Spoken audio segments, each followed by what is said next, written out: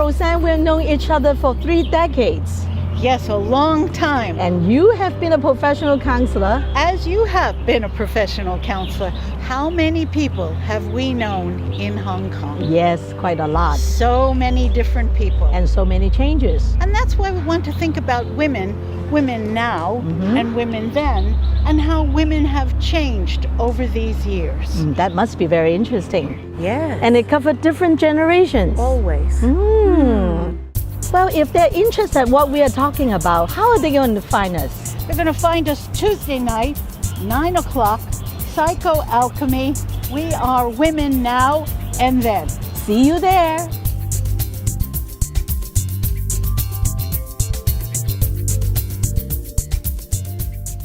Well, just now we've gone crazy, right? We're so excited about the men 50 or plus and want a relationship. It's so true when you said that, and it's, I think it's fair. If something happened to the marriage, the man now becomes single and want to have a relationship. But I think it's so important they need to remember work isn't everything. They need to make themselves more interesting and more healthy. Yes. You know, you are not trying to find another mother, right, to pamper you, to take care of you.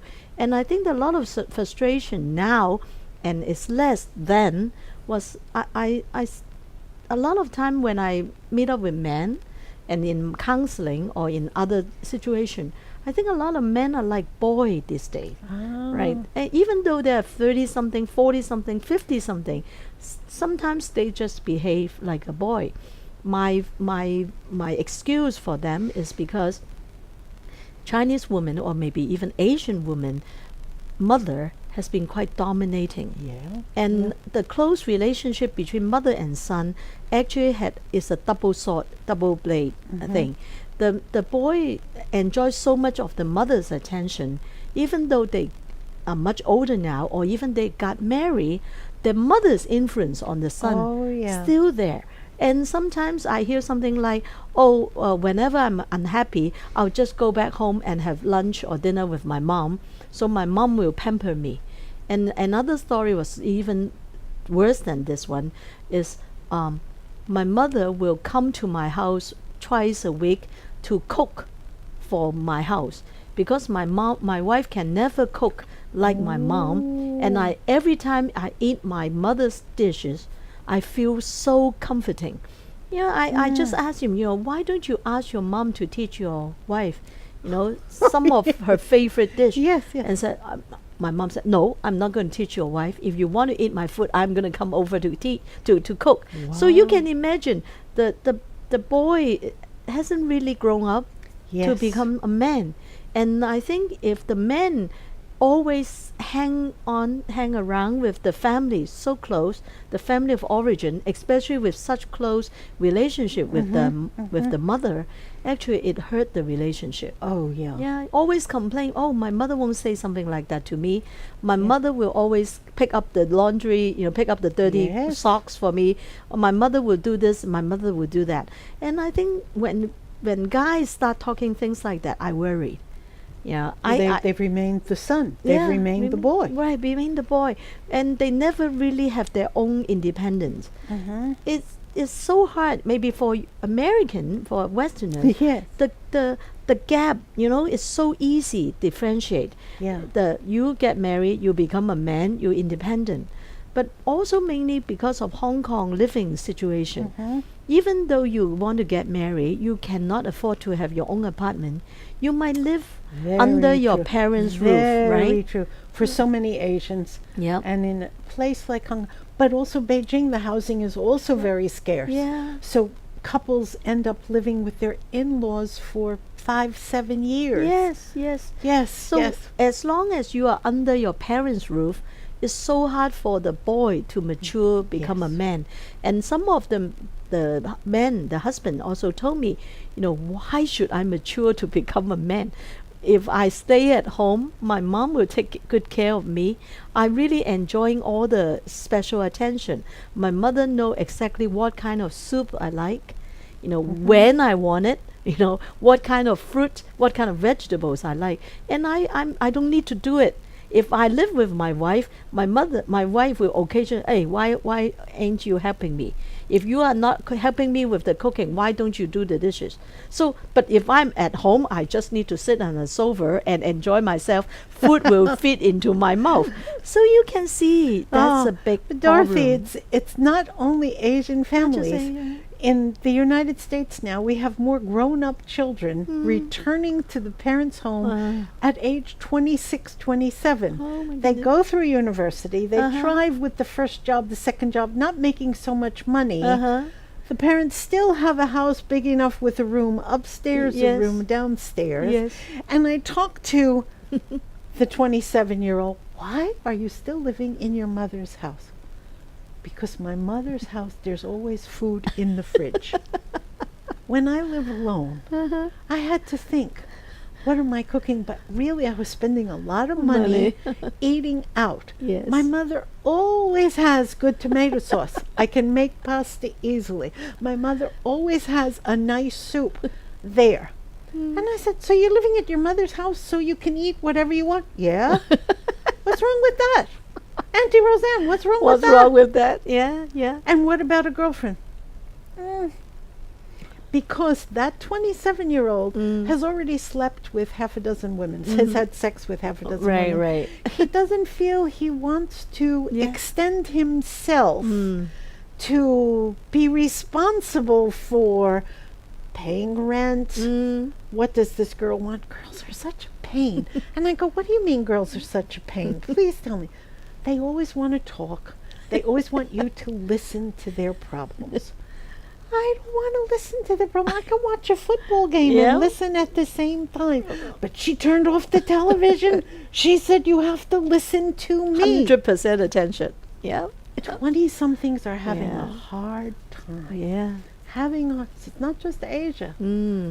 North America, economic issue. They can't get a job that pays enough for them to strike out on their own. Right. And they can't save enough money. Economic issue. Yes.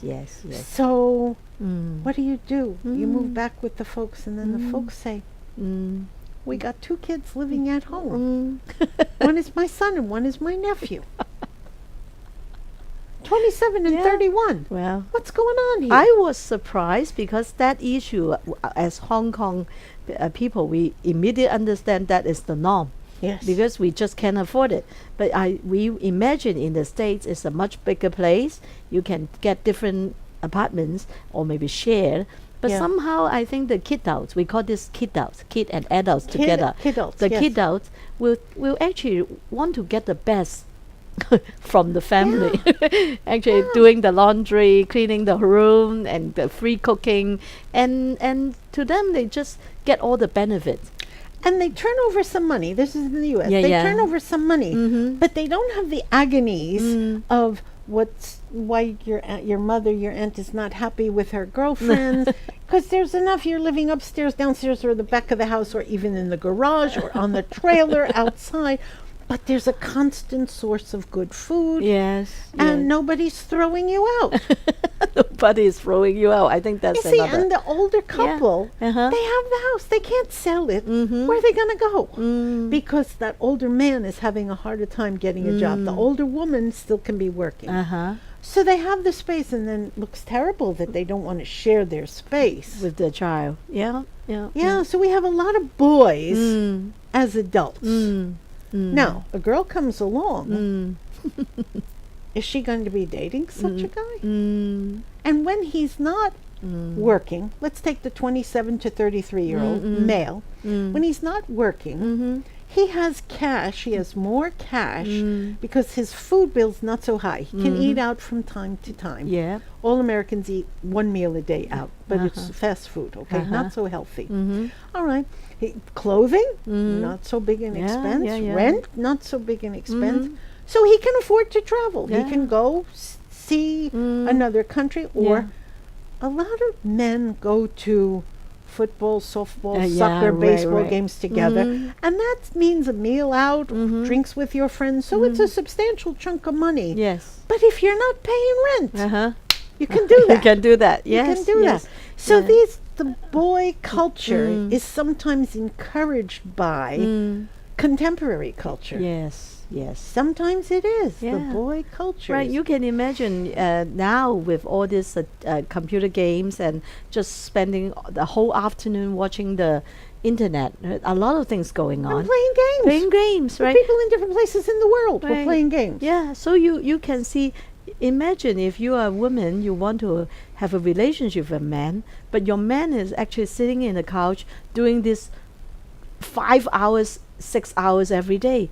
How can you stand, right? And then you will just go away. You just leave him alone. And that's like a pattern. Yes. Right. Until one day, the man suddenly maybe somehow, oh, well, maybe I should get married. But the thing is, he had already developed quite a self-centered pattern. Yes. Right. So I have so many counseling on couple, and after they got married, the first year maybe okay, second year is getting worse. If they have a child, if the woman got pregnant, so she is busy for a year or so. But the sad news is, once the baby is born, and the woman rely on the man, actually when she look into the living room, the man is actually playing his game again, like when they were dating. But this time the woman cannot stand it anymore, because she, by giving birth to the child, physically and emotionally, she knows she's a mother. She has to take care of the baby. Whereas the man, like we said before, right, a lot of pressure. He wants to escape. Yes. One thing he can go is to run away, but if he cannot run away, he will run away by spending all his time in the computer games, in the whatever, so that he don't need to face his problem. Yes. I have a very lovely photo from one of my counseling client, and she was so angry. She sent me a photo. The father finally decided to hold on to the baby, one hand, but the other hand he's doing and she was so angry. You know, why don't you spend some time looking at your daughter? Yes. Paying attention in such a short period of time, because the baby already fell asleep and put onto the father's hand and managed to like this in a couch. But he is like, his eyes is doing oh my goodness. It's a boy in heart. Sometimes I'm asked, you know, if we're having trouble, either the guy or the gal, I get asked the question, well, how do you get to know this person better? One of my suggestions, which turns out to be funny, is you ask the couple, the would-be, to cook together. Okay. Oh, but we have an ama. We have a Filipino helper. Okay. Send the help away. One or each of you do some shopping. You're in a kitchen, and you can. Why should we do this? Because you will eat more healthfully, for one thing. Yeah. But you learn a lot about a person. Cooking, and it's not forever. You're going to cook a meal, so maybe an hour together. Somebody's going to peel potatoes, or someone's going to make rice. So there's simpler tasks.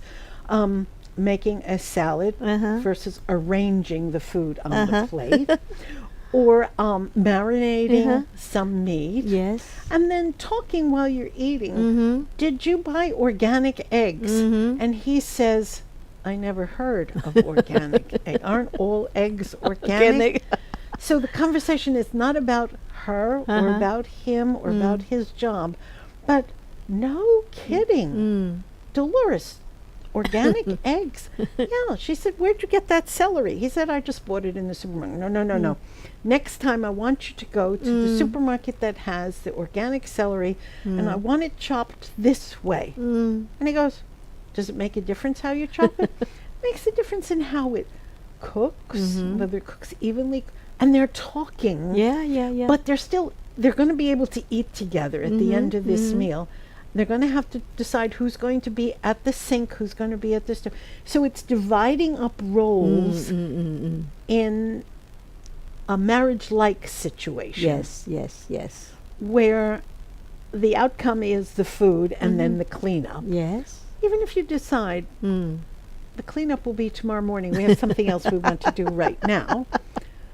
But we've done something together. Yes. Whereas if you go fishing, or if you go swimming, or if you go to a movie, there's not that much interaction. Yes. With food, there's a lot of interaction. Right. There's a lot of interaction. Oh, interesting. I never think of it.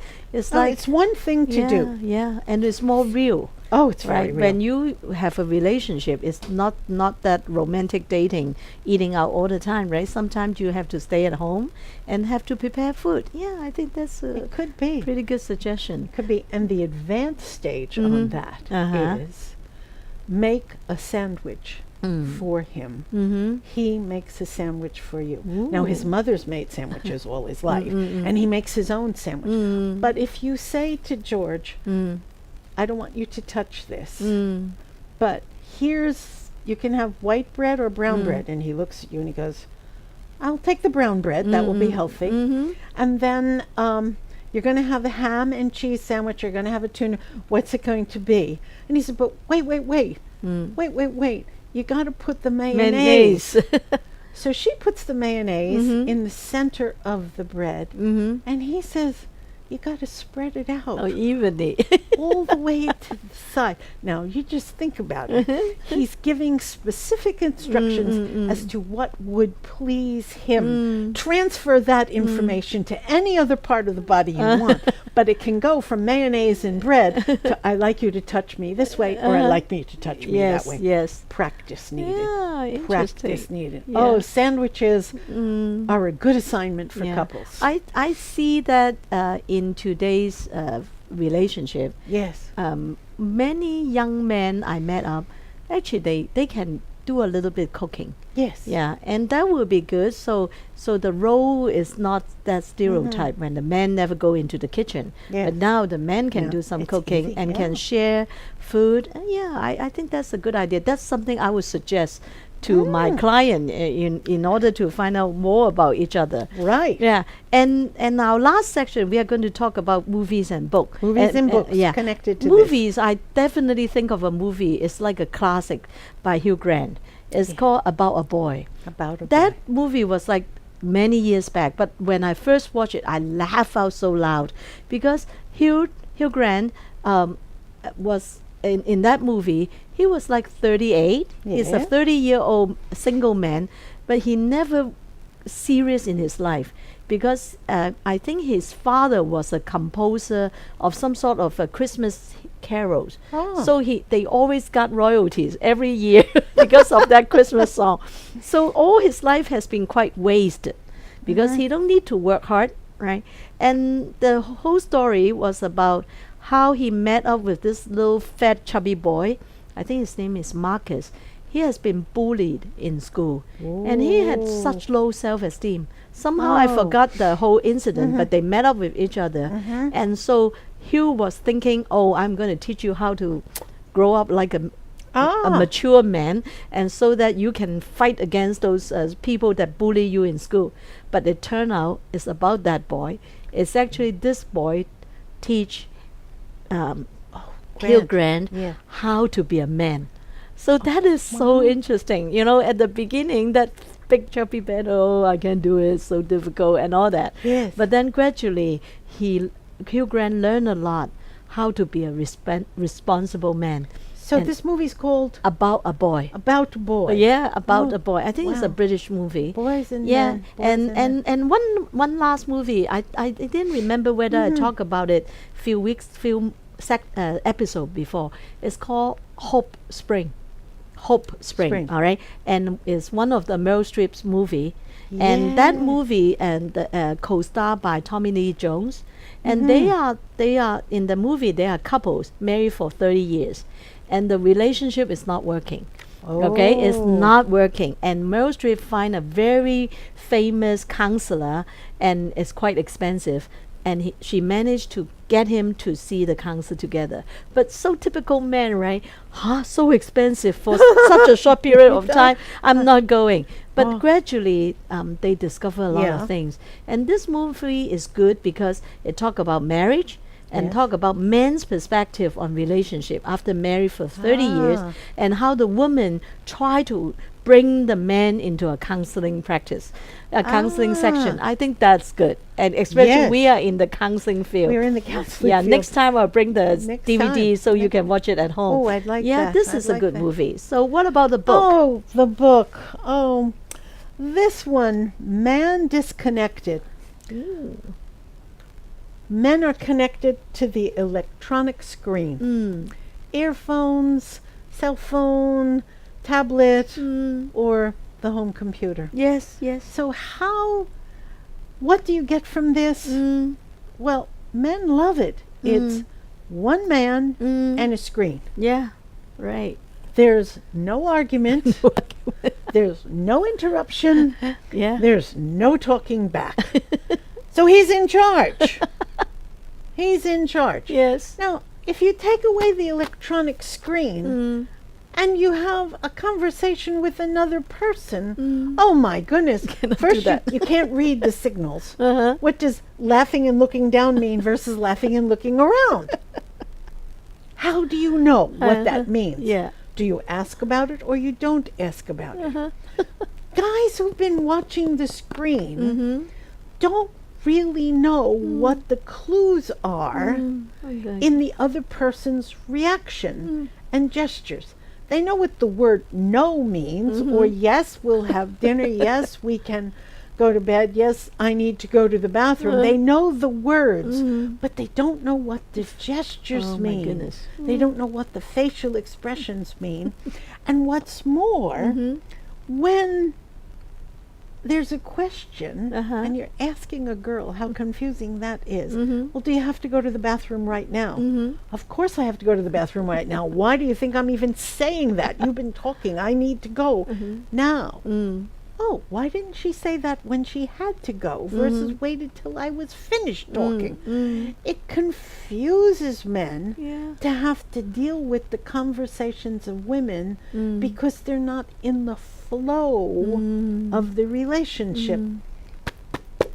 They like being connected to the screen. So being disconnected is something we all have to think about these days.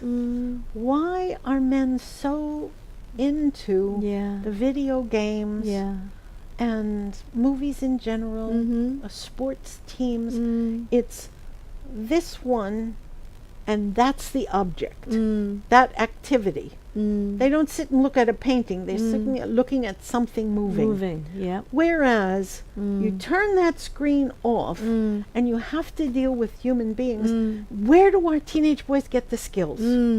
Wow. It's really, really tough. Yes. So we're raising 2-3 generations coming now of men who disconnected. They can't.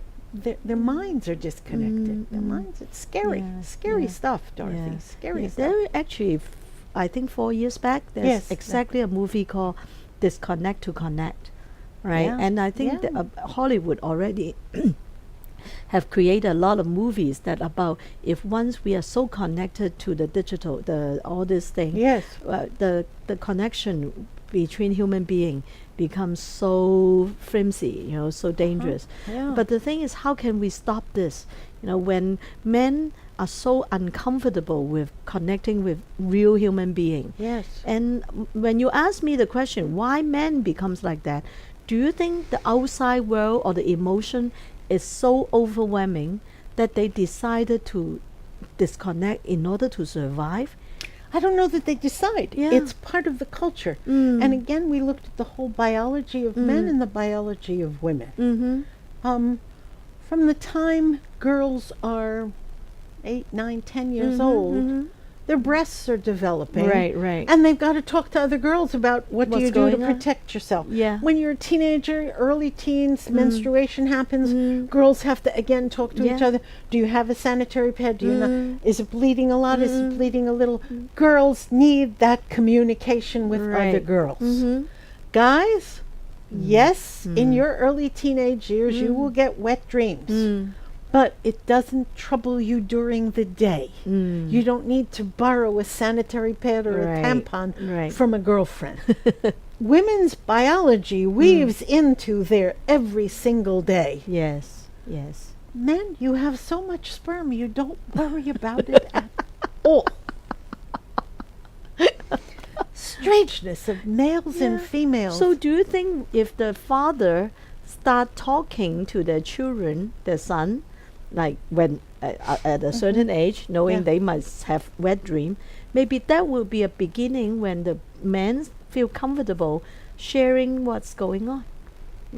Just talk to your children. Put away that cell phone. Mm-hmm. Yeah, start talking to them. We all see the families with cell phones in the restaurants. Oh, yeah, yeah, yeah. But what about at home? So many families. The father says, I'm not going to talk, I'm just leaving it there. Now, how does that young boy feel when he knows his father's waiting for the call? Why would my hockey game or my math test be of any interest to my father when my father's waiting for that call? Put those cell phones away from the table so you talk to your kids. Yes, talk to your kids. Yes.